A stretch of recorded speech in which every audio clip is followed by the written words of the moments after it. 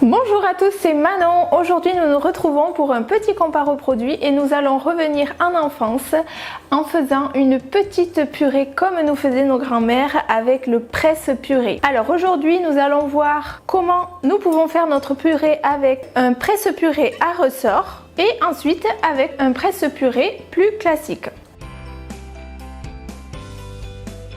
Je vais utiliser le presse-purée Lacor qui lui est à ressort, donc il faudra exercer une pression pour que les deux étages puissent écraser les pommes de terre ou notre légume. Et ensuite le presse-purée Ibili qui est muni d'une grille avec plusieurs trous. Et on va commencer notre test avec le presse-purée à ressort. Pour ce presse-purée, c'est très simple, il suffit juste d'exercer une pression. On va voir que à l'aide de ce presse-purée, on va avoir une purée qui sera plus fine étant donné qu'on a des crans sur le presse-purée. Alors c'est très simple d'utilisation, il faut juste exercer une pression.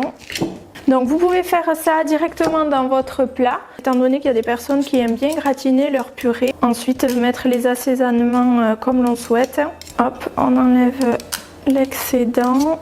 Ici on a une purée qui est quand même assez fine, mais avec l'avantage du presse-purée, c'est qu'on garde une petite texture, donc il y a des petits morceaux. Maintenant on va faire le test pour le presse-purée Ibili qui a une grille avec plusieurs trous dessus. Donc pareil, la poignée est assez ergonomique, elle est facile à attraper. Alors, la grosse différence oui entre les deux, ce sera le fait que votre purée sera plus grossière avec celui-ci et beaucoup plus fine, on le voit avec celui à ressort. Donc là pareil, très facile d'utilisation. Pour enlever l'excédent, je prends ma cuillère. Celui-ci, je dirais qu'il est plus facile du coup à nettoyer. Alors les deux sont en inox, donc peuvent passer à la machine. Si on vient comparer nos deux purées, donc vous aurez une texture beaucoup plus fine avec le presse-purée Lacor, étant donné que vous avez une partie en plus de celui-ci avec un ressort et des dents ici.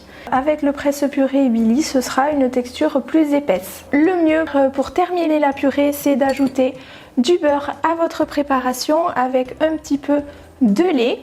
Moi j'ai une petite préférence pour celui-ci, étant donné déjà pour le rangement, vous pouvez le suspendre si vous avez des petits modules de rangement dans votre cuisine. Celui-ci est très pratique pour les plats, pour écraser directement votre purée dans les plats, étant donné qu'il y a cette partie coudée qui vous permet d'aller jusqu'au bord des plats.